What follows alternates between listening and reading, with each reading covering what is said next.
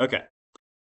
So this right here is going to be your solutions chemistry. This is going to be things like sugar and water mixing and how to deal with solutions. We've done a little bit of this and talked about a little bit of it. You'll also notice there's some labs coming up that are going to talk about it even more, right? You'll also notice we've actually hinted at some of this information before. We're just going to go a little deeper now, okay? So a cup of coffee with sugar, this is going to represent a type of homogeneous mixture called a solution, okay? And so if you look at the coffee, any given point, if it's properly brewed, will all look the same, right? If you didn't do a good job, then you have coffee grounds in it, in which case that would be heterogeneous, okay? But properly brewed coffee is going to be a homogeneous mixture when you mix it with the sugar. Homogeneous mixtures that have an aqueous base or have a solvent are going to be a solution. It's a homogeneous mixture and a specific type. So it has a solvent. So a solution is going to consist of at least one substance. You have the solute that's going to be evenly dispersed through a second substance, which will be the solvent. Okay? So which one will be the solvent always? It's going to be the one you have more of, right? Whatever you have more of, that is the solvent. The one you have less of is always the solute. Yep, you got it. So the components in your solution do not react with each other. Your sugar is still sugar. If you went ahead and evaporated all the water out, you could get the sugar back, couldn't you? And so it's not going to be a chemical change. That's going to be a physical thing, physical change. And so the solutions do not react away the substances in them. The solute is going to be the substance that's present, again, smaller amount, solvent present in the larger amount, right?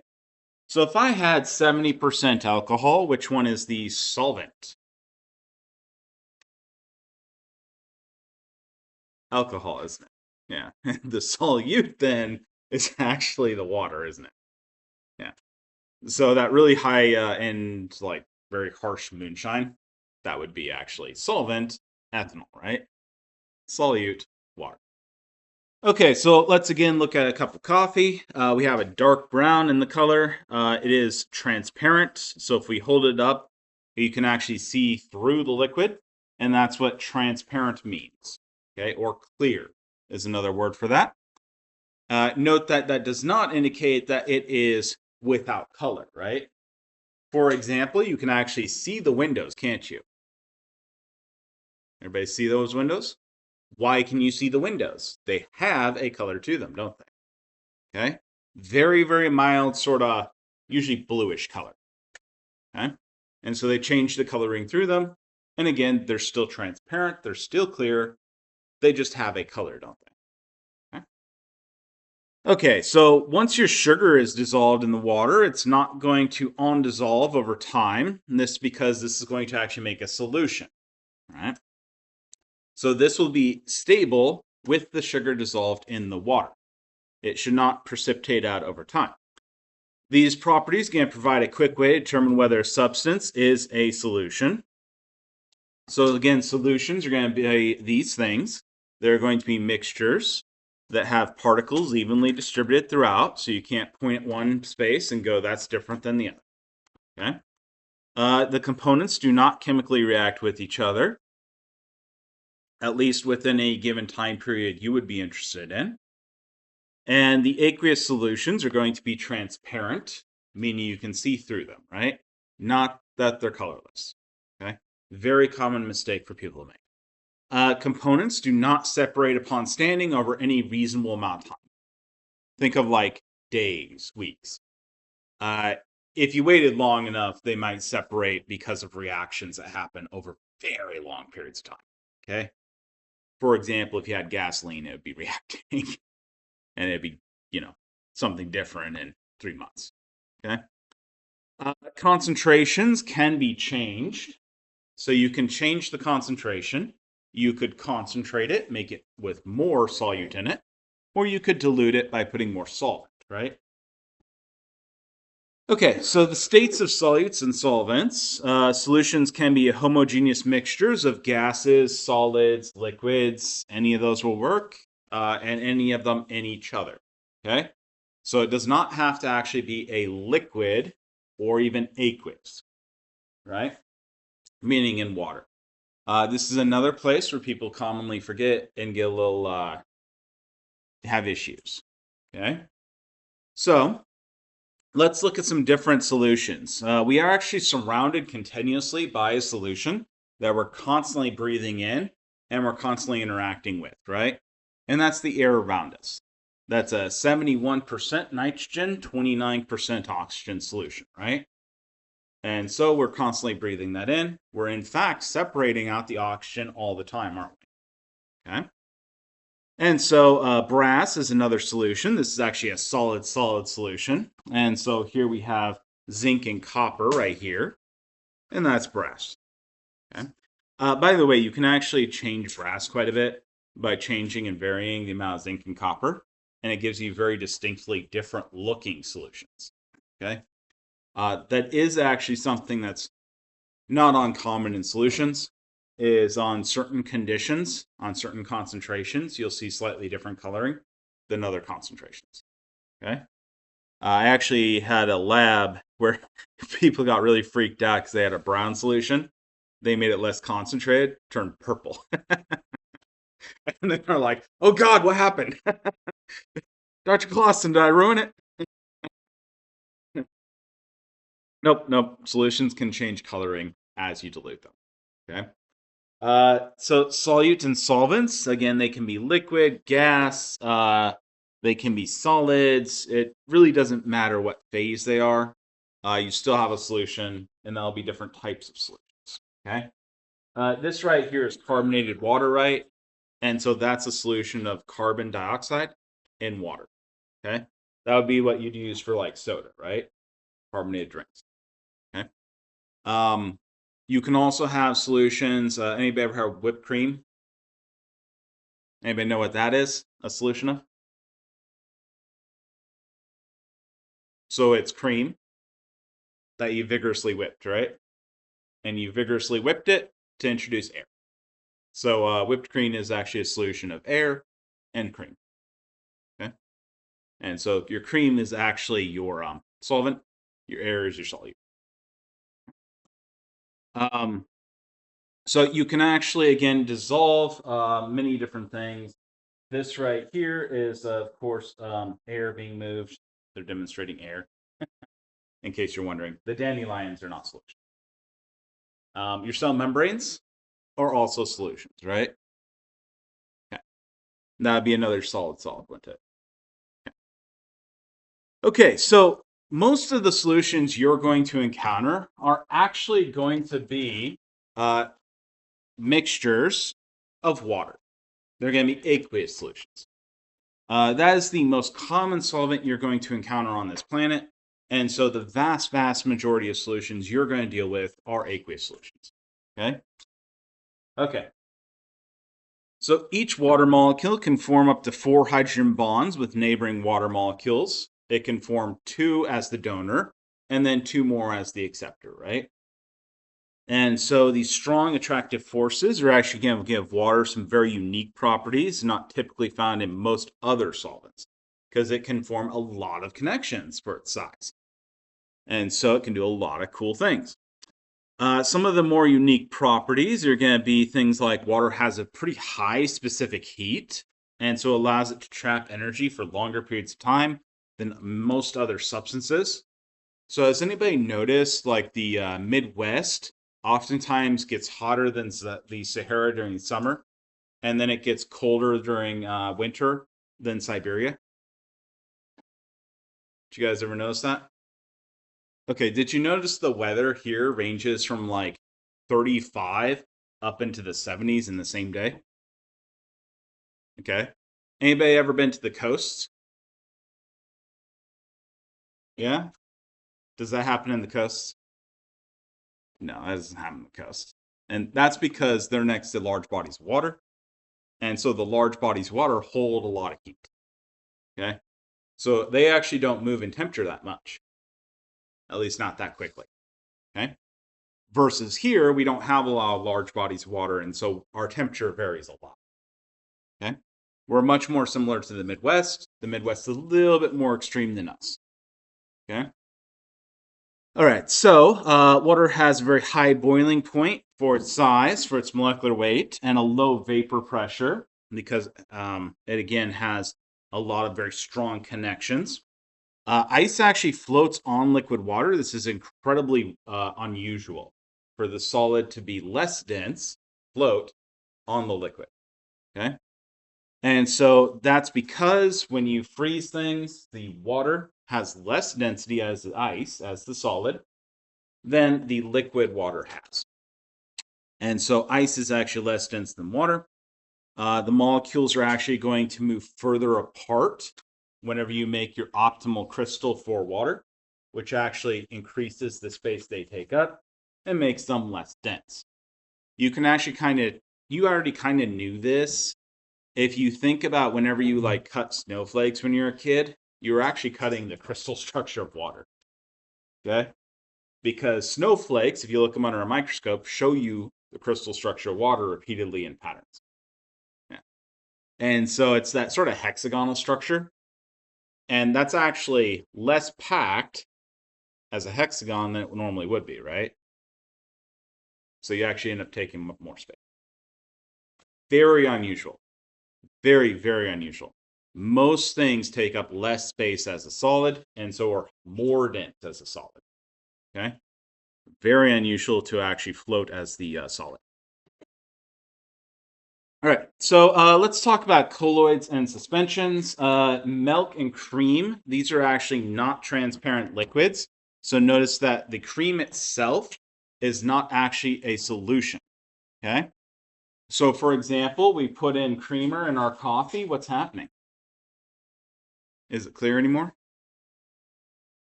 No, it's not clear anymore, is it? Okay, again, it stays partially colored, right? But no longer clear, is it? The reason is that colloids are going to be homogeneous mixtures, but they are actually a type of suspension where we have things that will actually fall out and diffract light that are suspended in the solution. Okay? So homogenized milk and cream are the stereotypical examples of colloids. They're actually colloidal mixtures, is the full name of that. And the proteins and fats do not actually fully dissolve in the water. They actually stay floating around. Now they do bond to the water, make hydrogen bonds.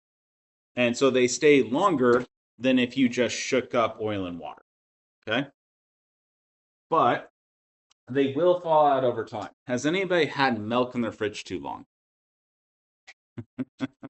What happens to the milk? It goes sour, but what also happens to, like, the top gets clear, doesn't it? Yeah. So the top actually starts getting clear, and that's what's happening is your colloids are actually falling out of solution. So you're seeing the solution on top, and then you have the colloidal mixture on the bottom, and they're separating slowly in milk. Okay, and it takes usually it takes something like 3 weeks to a month to do that. It takes quite long. So, by definition, the particles in a colloid need to be 1 to 100,000 nanometers in diameter. The particles in the size are going to remain suspended in solution, so a colloid does not separate over time, only very, very, very slowly. Okay? So typically, if you were to look at colloids over the course of a normal sort of like lab period sort of thing, they are not going to separate. Okay? That's actually the easy way to tell the difference between the next mixtures I'm going to talk about. Is the next mixtures I'm going to talk about, they'll separate over a lab period. Okay? So anybody in lab, we took soap, oil, and water and mixed them together, right? And then we took oil and water and mixed them together, right? And so what happened to the soap, oil, and water? Did it mix, separate back out? Or you may have done dishes and you used soap and water, right? You put the oily dish in there, you scrub it off, and the oil stays suspended, doesn't it? Okay? And so that's a colloid right there. It only separates out when these colloids start knocking into each other, like happens in milk when they start souring. And so that ends up increasing the size of the particles beyond this range here, and they slowly start falling out. Okay? And that's typically how a colloid has stuff fall out if you're going to have it fall out. But on its own, colloids will actually stay suspended. Okay? All right. So the solutions, polar covalent compounds and ionic compounds, will dissolve in water because they have strong attractive forces that are going to exist between them. Non-polar covalent compounds are not going to be soluble in your polar molecules of your water. And so remember, these are like the fat with water, right? Okay, or your oil and water. Amphipathic molecules can interact with water through their polar part, but these molecules typically do not form solutions. They actually are going to form one of the other types of mixtures typically, because they're going to not quite be as soluble. Okay? So dissolving process is going to require the individual solvent particles surround the solute molecules. They're again then going to interact through attractive forces. This is then going to lift them up into the solution. This process is actually called solvations for all solutes. And specifically, if you have water or an aqueous solution, this is actually going to be called hydration. Okay? It's going to have its own name because water is special to us, right? By the way, has life ever been discovered without water? No. All life that's been discovered depends on water. Okay? So water is very special to us. Okay, so some of the factors that are going to affect our solubility and the saturated solutions. If a solution does not contain the maximum amount of solute that can be dissolved in that solvent, it's going to be unsaturated, meaning it's not fully saturated with that solute. Okay? How can you tell that usually? You can add more solute, and more solute would still dissolve, right? Okay, so if a solution contains all of the solute that you can possibly dissolve in that solution, it's going to be called saturated. And that means that it is maximized. You have all of the solute dissolved in it that you can get. Anybody know how you can tell this one? If you have a saturated solution. If we've dissolved everything we can, then what are you going to see at the bottom of it? Some solute that didn't dissolve, right? Okay. So this is where you'd start seeing crystals in the solution. Okay. They typically are going to be floating in it and then eventually make their way to the bottom if they're more dense. If they're less dense, they'll float up to the top. Okay. And that's going to be a saturated solution. So if more solute is then added to a saturated solution, that's always going to add the solute, and it's going to be undissolved, and then it's going to either drop or float, depending on the density. So at equilibrium, the rate of dissolving solute and the rate of dissolving solute and the rate of dissolved solute reforming to crystals are going to be your same. And so we use an equilibrium arrow to talk about these because you're going to have continuous exchange between the dissolved solute and the undissolved solute. Okay? So when you're looking at a saturated solution, what you'll actually notice is, let's say we had a saturated solution, we put in more of the solute. You may not actually see that solute drop down from the top and make it all the way to the bottom. Okay? What you may see is you go in and it disappears, and then you get a new particle of solid somewhere else in the solution. Okay? And that's because we have what's called a dynamic equilibrium. It's an equilibrium that's constantly going back and forth between the two. Okay? And what's equal in an equilibrium is the rate it goes back and forth. So you have the same amount of solute dissolving as you have reforming, and it doesn't necessarily need to be the same particles. Okay? Just the overall state. All right, so this right here is your equilibrium. So again, that's the undissolved solute right here. Solvation gives you the dissolved solute. Crystallization would be the reverse process of going from the dissolved solute to the undissolved solute, the crystal, right? Okay, so this would be adding your solute. And so when you're not saturated, unsaturated, what's going to happen is this is then going to dissolve and leave you with just solution, right? Clear solution. Okay. Once you've reached your saturation point, you're going to have enough that your process of recrystallizing is going to be just as fast as your process of dissolving. And so anytime you have more crystals added, you're just going to form more crystals at the bottom if any of them dissolve. Okay? So again, when you are saturated, your process of dissolving and crystallization are going to be equally fast. They're going to happen at the same rate.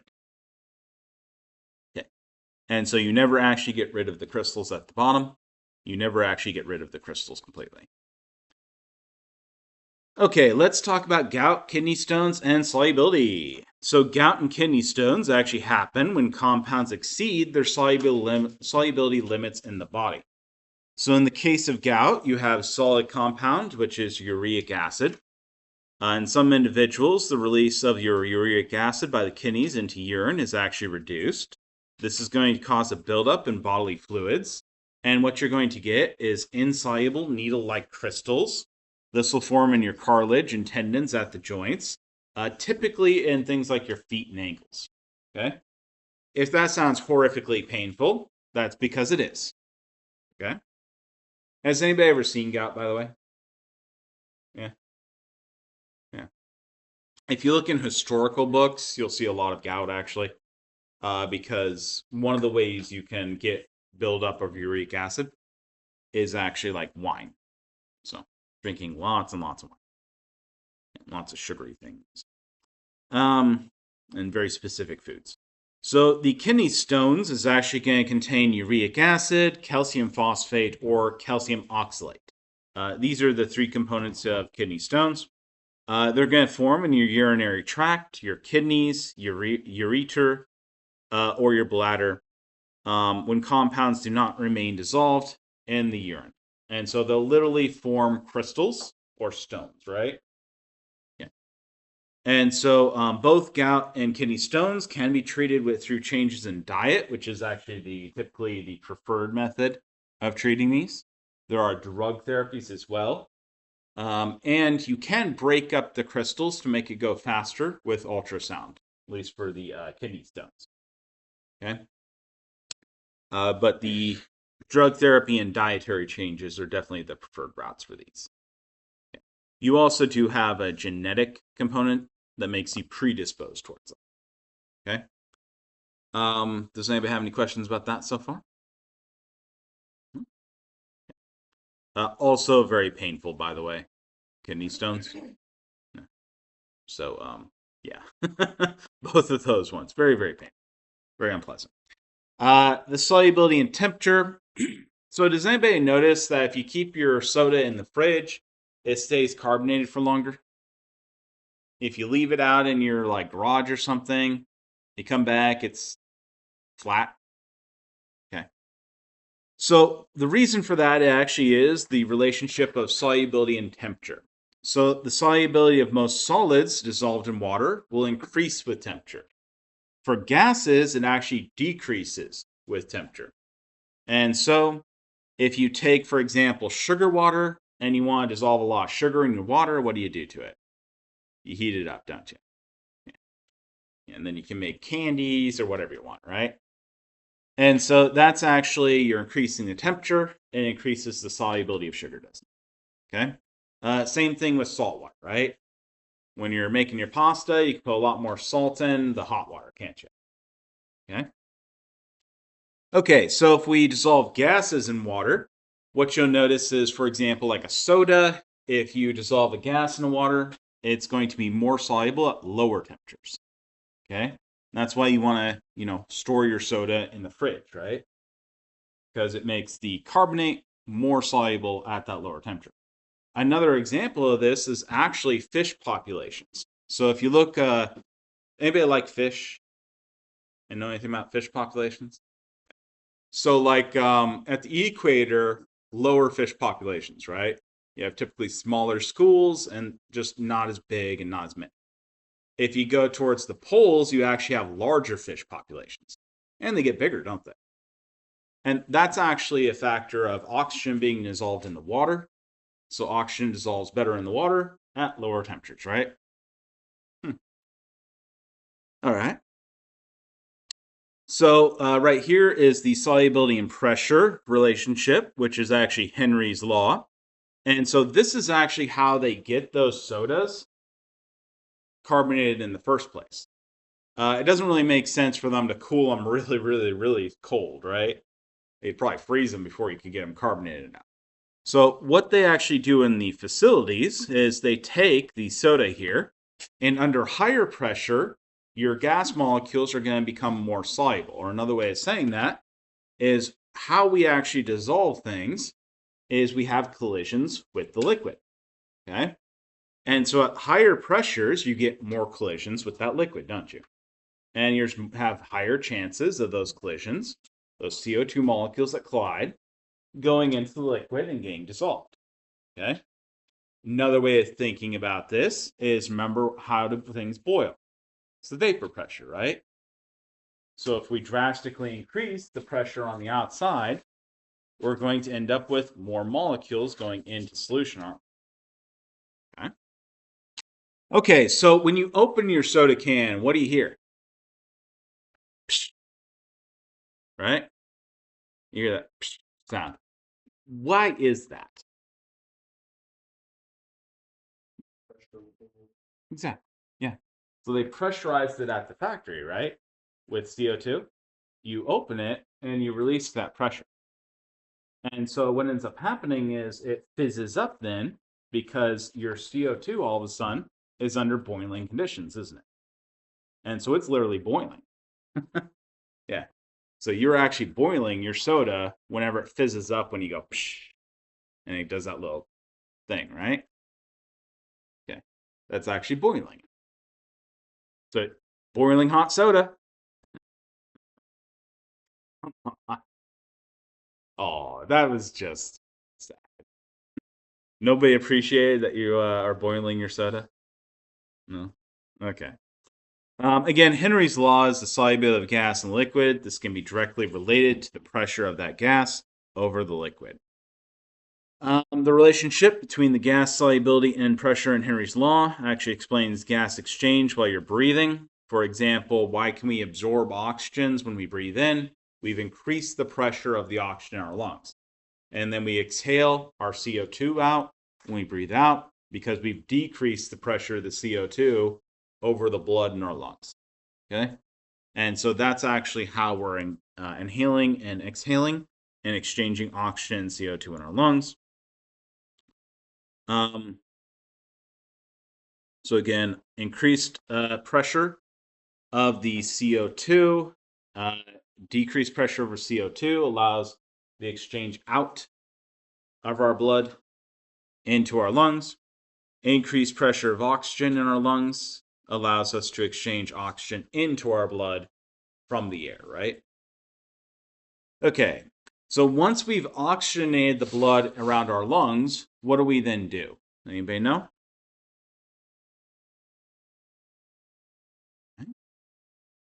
So what would we next do?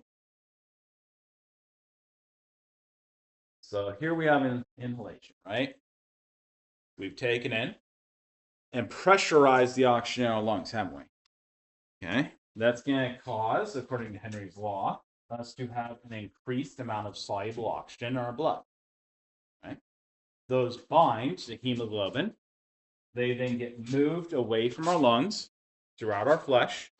They lose those oxygens as they get further away because the pressure of the oxygen lowers, doesn't it? The amount of oxygen in those extremities lowers. And then that blood moves back through to our lungs, where we'll take the CO2 and release it when we exhale, because we'll lower the pressure of the CO2 in our lungs. All right. So let's talk a bit about some chemical equations for solution formation. Ionic compounds that dissolve in water, these are going to be called electrolytes. Strong electrolytes are going to dissolve completely in water. Okay? So a strong electrolyte is an ionic solid that dissolves completely in water, right? So we have ionic compound, dissolves completely in water, strong electrolytes. Soluble covalent compounds do not ionize when they dissolve in water. They don't have to form ions when they dissolve in water.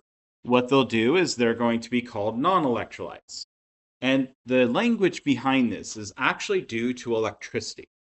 So if you had pure water and you tried to run electricity through it, does anybody know what happens? Is water itself a good conductor? Most of you probably think it is. And that's because water typically has ions in it. Okay? But water itself, without any ions in it, is actually a poor conductor. Okay? It has very high resistance, actually. It's actually the ions in the water that allow electricity to be conducted and make water a pretty decent conductor. Okay? And so strong electrolytes, if you put strong electrolytes in water, what you'll actually see is they will actually cause your light bulb to light up, like over there. See on the left side there? The light bulb lights up, which is why they're actually called electrolytes. Literally, electricity lighting a light bulb, right? Which is the original test. If you were to put sugar in that solution instead of magnesium chloride, what you would actually see is the sugar is a non-electrolyte. It will make the water not any more conductive than it was. It won't change the conductivity. Okay?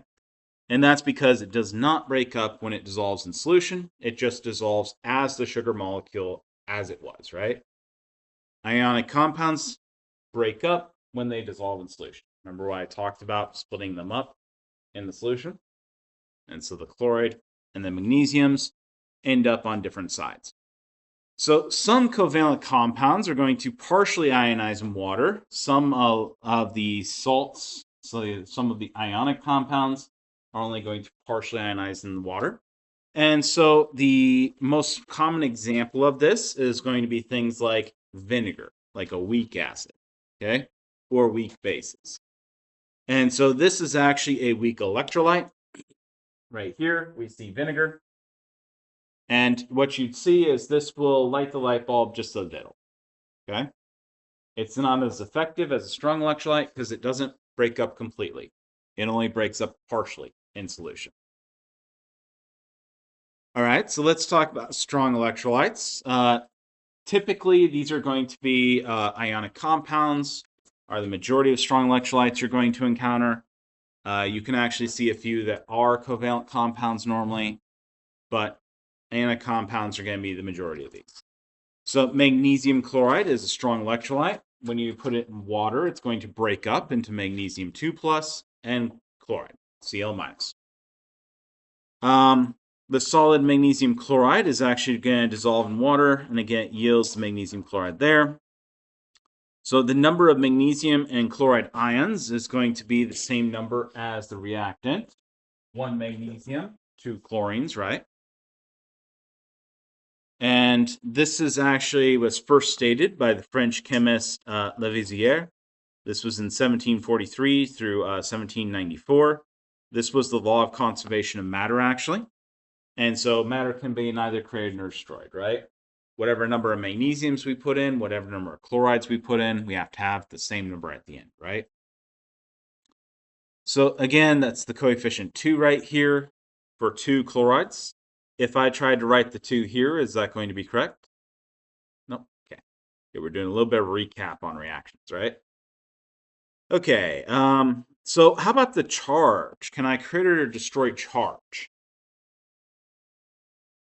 Could I end with a different overall charge for reactants and products? No, that's my counting of electrons, isn't it? So again, matter can be neither created nor destroyed. My charges always have to be the same on both sides of this reaction as well, don't they? So over here, I have an overall charge of 0. over here I have a 2 plus and 2 1 minuses, right? And so my overall charge is also 0. Okay? And so I have to have both my charges and numbers of atoms being equal.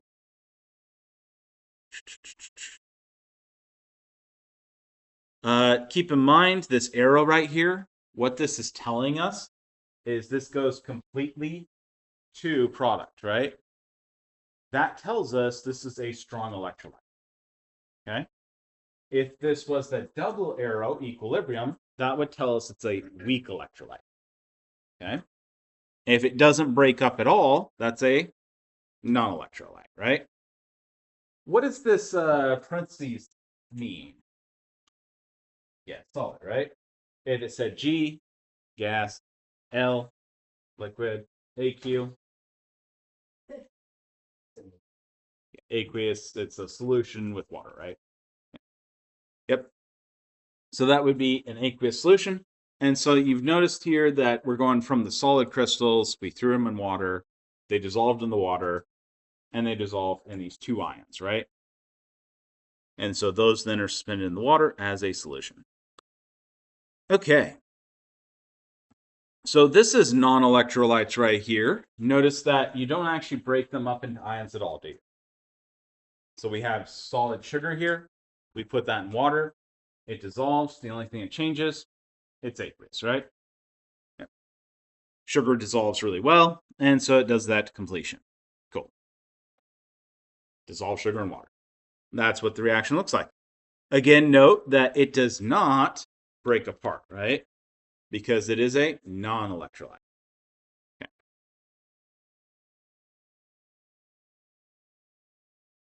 Okay, this right here would be examples of weak electrolytes. In this case, this is actually a weak acid and a weak base. Again, this is that functional group, carboxylic acid. You probably recognize that. That was the neutral form right there. And so when it's in water, a portion of that carboxylic acid is going to lose the proton and become ionic. This is referred to as carboxylate. And that's the charged form of carboxylic acid. That carboxylate right there is it functioning as a weak electrolyte, isn't it? This right here is the amine. You may recognize again the amine from your functional groups. This right here is the protonated amine. And so again, that's the charged ionic form of it, isn't it? So this would be a carboxylate right here. It's going to contain this very polar OH bond, so it can dissolve in the water. It will do both processes. So you see here, we have the weak electrolyte. We have it in an equilibrium. See that? Because it doesn't go fully, right? It only partially breaks apart in solution. Okay. And then we see here the charged ionic form. And this is the other portion of that, the charged H+. These are aqueous, they're dissolved in solution, and that would be your weak electrolyte right there. Now, note again the number of atoms and the number of charges on both sides is the same. So we have all the same atoms and the same numbers on both sides. We also have the same overall charge, right? 0 on this side, minus, plus gives you 0 on this side. Okay? And so we need to always have the same charges, the same number of atoms on both sides to get a balanced reaction. The phase of your weak electrolyte before hydration can be really anything. We could have it as solid, liquid, or gas. In this case, we have designated as a liquid. Please note that you can actually have a portion of this is actually going to still exist, and it'll exist as an aqueous, dissolved in solution like this. Okay? Because it's a weak electrolyte. So a portion of the weak electrolyte will dissolve together, staying together. Okay? All right, so let's talk a bit about ionic solutions and equivalents. So your blood and other bodily fluids contain many electrolytes as dissolved ions. You probably have heard of electrolytes before. Am I correct in assuming it's Gatorade? Yeah. Yeah. Which there's truth to it, okay? Fair enough. It's not exactly the most efficient way of gaining electrolytes. It's more sugar than anything, but it works. It has electrolytes in it. Um, so again, you have a pretty decent variety actually of electrolytes that are dissolved in your blood as dissolved ions. The amount of dissolved ions found in fluid is typically expressed as units that are called equivalents. So EQ or equivalent. An equivalent is going to relate your charge in the solution to the numbers of ions or moles of ions present. And so, for example, if we have something with a 1 plus charge, that's going to have a 1 equivalent for 1 mole of it. If we have something with a 2 plus charge, that's actually going to account for 2 equivalents per mole of it, because it will take 2 moles of negatively charged things to counter it, right? So, for example, chloride has a 1 equivalent for every 1 mole of it. If we were to look at the -2 charge anion here, what we would see is this would have 2 equivalents for every 1 mole of it, right? Because again, it would take 2 moles of positive stuff to counter it. Okay? All right. You actually may recognize equivalents if you've ever had blood testing done. More often than not, they'll be expressed as a milliequivalent. Okay? Most of the things will be expressed as milliequivalents. Right? They may be expressed as millimolar if you get a very interesting blood test. Right? But those would be the majority of the units you'd see. Okay. All right. So let's talk a bit about the electrolytes in your blood plasma. And so right here we have some different electrolytes. Again, they're expressed here as equivalents per liter, which would be the molarity version of this. This is sodium here, potassium, magnesium, and calcium. You notice that your concentration tends to be highest of sodium, and then lower potassium, magnesium, and calcium. Interestingly enough, the different Powerades and Gatorades actually have slightly different concentration ratios of these things. And it's because they think that you're going to sweat out different amounts at different rates. Okay? Gatorade is actually pretty close to this concentration gradient.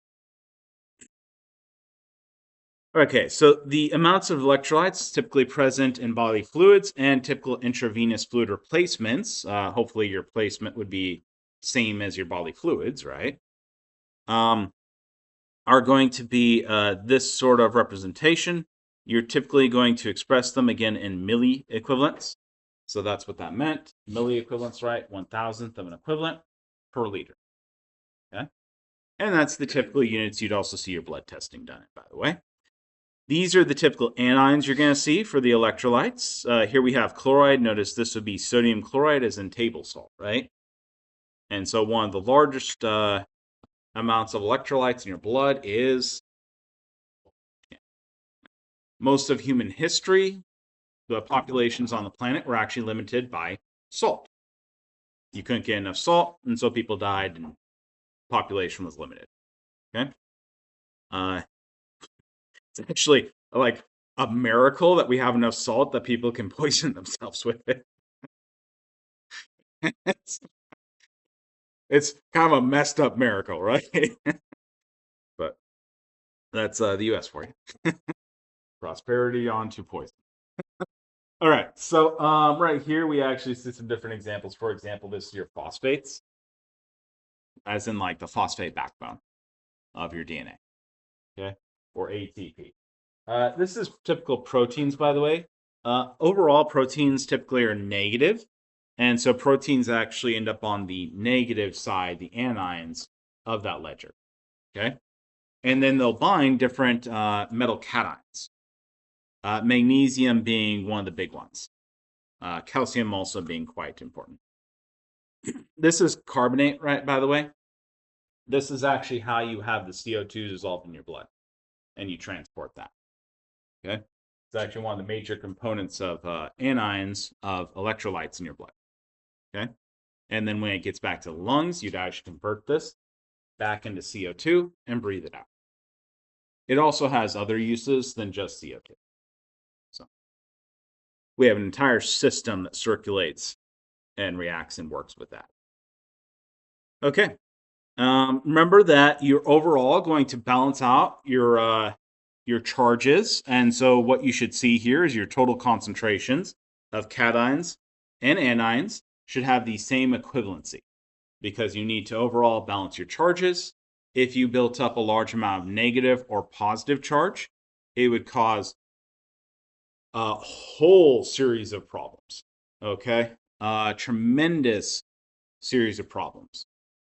From your brain signals not working anymore, your heart not working properly in timing, your signals in your body not being able to be transmitted through.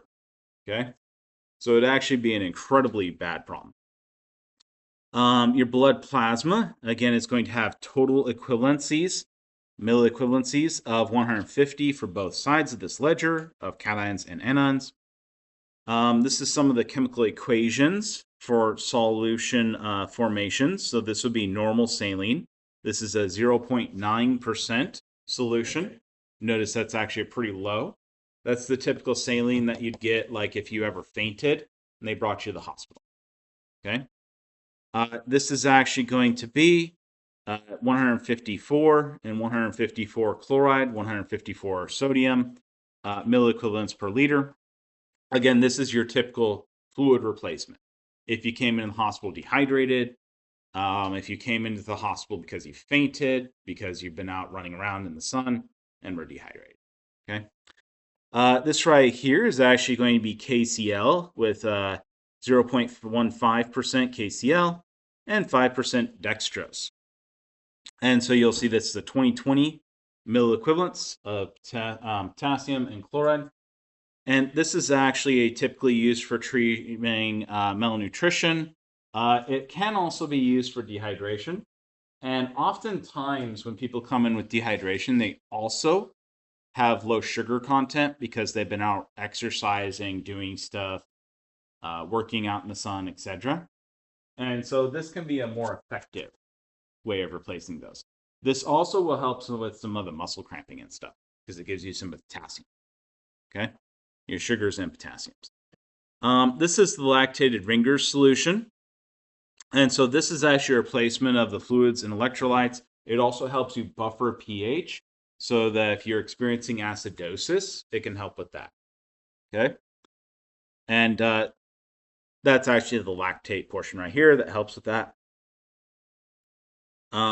This is a fluid replacement and acute fluid loss from trauma and during surgery. This is Normasol. This is actually branded. That's what that means right there. And so this has sodium, potassium, magnesium, chloride, and then you have acetate and gluconate. And so it's a bit more of a complete replacement, though it doesn't have everything a serum would, like the serum of your blood would. Okay? It actually lacks a lot of the stuff that your blood would normally have. This is 5% albumin in normal saline. And so this is actually a blood plasma expansion. It's actually going to have a pretty considerable amount of what your blood would normally have. So you can sort of use that as a base to expand the amount of blood somebody has in case they bled. And so that right there is going to be about the same milliequivalents as you normally would have in like your actual blood, right? Okay. Notice it's 154, and here we were 150, right? Yeah.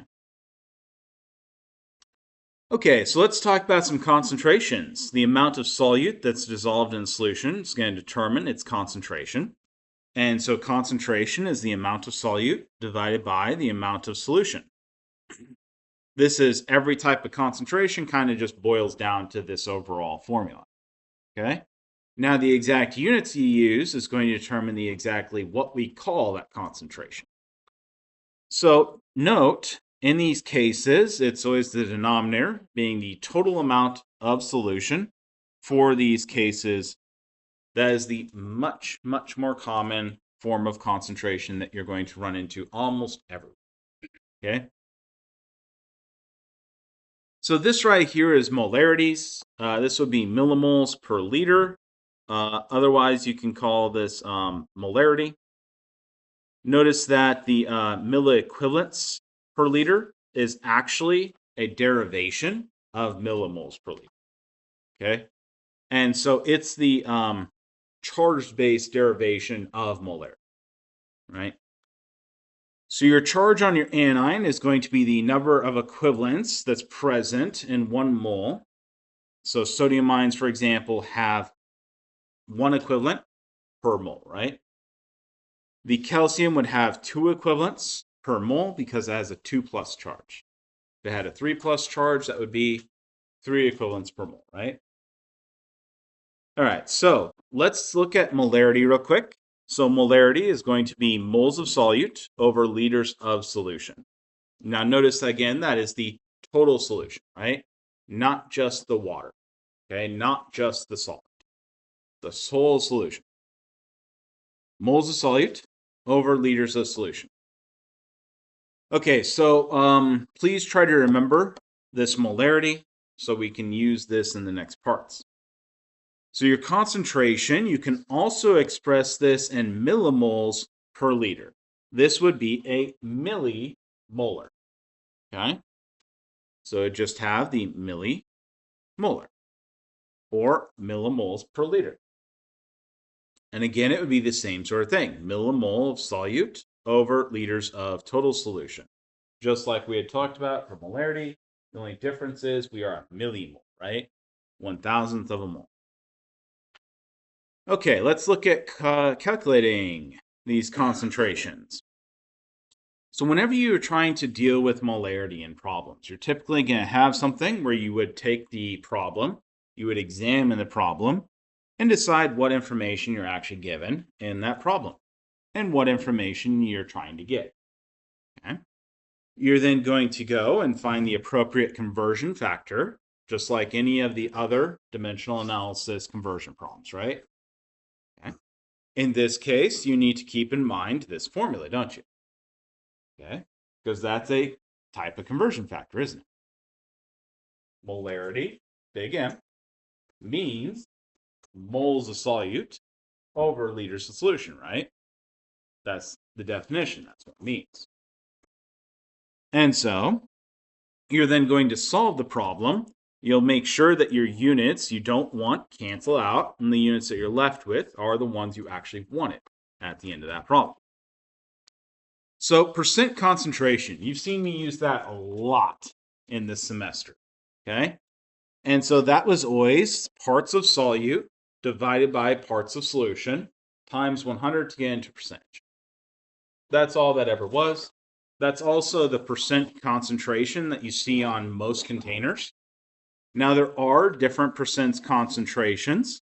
You can have a percent mass, percent weight, percent volume, or percent mass volume, okay?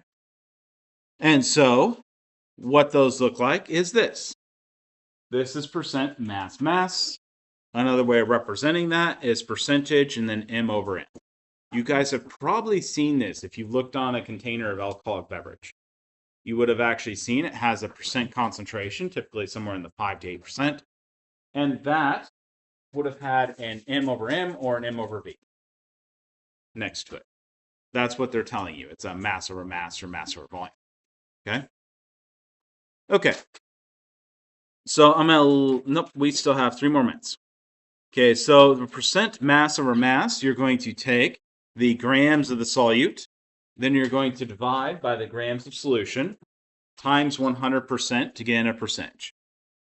Weight over weight is actually the same thing, but you can, you're just saying it's the weight in this case. This right here is percent volume. This is if you used volumes to measure things. It's very easy to do with like a graduate cylinder, right? And so you would take the milliliters of solute, you would then divide it by milliliters of solution, i.e. what you filled it all the way up to, and then you'd multiply it by 100%. And that would give you percent volume of volume. The last one is percent mass over volume or percent weight over volume. And this is going to be the mass of the solute over the milliliters of solution times 100%. This almost always gets used where you're weighing a solid out, and then you're putting that in a beaker and filling it up to a volume. Okay? So this is almost always used where you have some sort of solid that you're then dissolving in a solution. Okay? This one's almost always a liquid and liquid. And this tends to just be wherever they want to be accurate. Okay? So if they want a higher accuracy, this is usually the best way to do it. Because volume measurements typically are lower accuracy. Okay, so your relationships to some of the other common units. So the units that are used for measuring the oxygen-carrying protein hemoglobin in your blood is actually grams per deciliter. Deciliter being a tenth of a liter, right? And so this is actually a same as a mass over volume percentage because of the ratio here. That right there is 1,000. So that's 1,000 milliliters. You've then taken a tenth of it. And so what you end up getting is a mass over volume percent. Okay. Okay, so for example, we look here, the hemoglobin levels are going to be grams 13 to 18 grams per deciliter for men, 12 to 16 grams a deciliter per deciliter for women. And those would be your normal ranges of your hemoglobin levels. If we measure the molecules like glucose, cholesterol levels in your blood, typically you're going to see milligrams per deciliter that are going to be used. This right here is also a percent milligram for that volume. And so the milligram in percent is going to end up being a 100 milliliters. And so the glucose level over 110 milligram percent are going to be considered fasting and higher than normal. After fasting, it's going to be higher than normal. By the way, remember that whenever you do a glucose test for this, you would normally have what's called fasting levels. They tell you not to eat anything before the exam, right? And so typically you'd have a 24-hour fast, okay, when you do these. So total cholesterol levels below 200 milligrams per liter are considered desirable. Anything above that actually indicates that you have damage to your veins and arteries, and your body's probably trying to repair that. And typically it indicates you have some sort of heart disease or something. Okay, that or you ate a bag of jerky the night before. Want to? All right. Anybody have any questions? You all have a great day.